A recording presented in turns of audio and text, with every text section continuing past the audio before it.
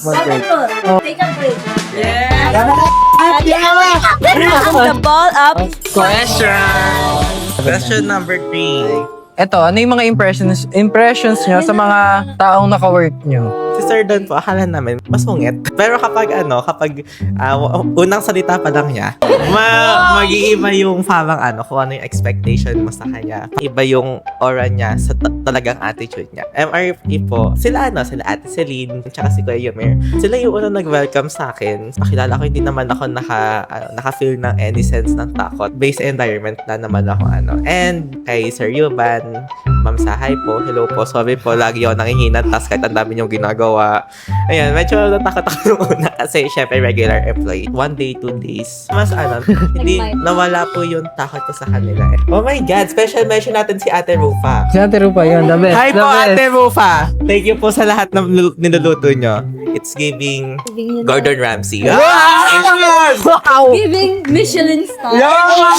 Sa akin, ang first impressions ko, sa totoo lang, pina-prioritize ko kasi yung self ko kaysa doon tao sa Paligid. workplace. Kasi kapag hindi ko pina-prioritize yung self ko, kakabahan talaga ako. Yung mga first impression ko sa kanila, kaya nila akong navigate dito sa workplace, ganun. Even dun sa yung nag-tour pa lang and then nagpapakilala, ganun. Grabe, may mga trabaho kayo tapos in-accommodate nyo pa rin yung mga pag-introduce. Oras din yun, syempre. So, thank you for that. Ayun, parang very healthy environment. Yun yung naging first impression ko.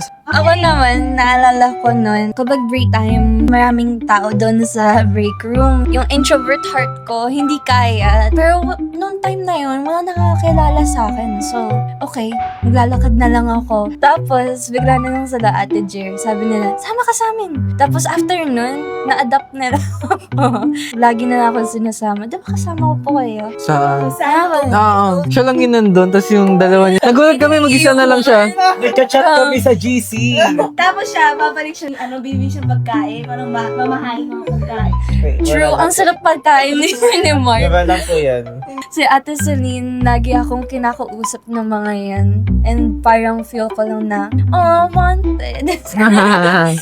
Nakalimutan ko sabihin, syempre si Ma'am Raven sa MRE din. Ang warm ng presence niya. Yung ang daming nangyayari sa sa MRE. Ang warm and welcoming kami ng presence nila. Yun lang po. Ay, happy birthday po pala. Advance happy birthday or belated ko kailan man to mapapost. I forgot. Nung simula kasi sa sobrang tahimik ko nun, yung love language lang sa akin ng mga workers, binibigyan nila ako palagi ng pagkain. After nun, sobrang kulit ko na.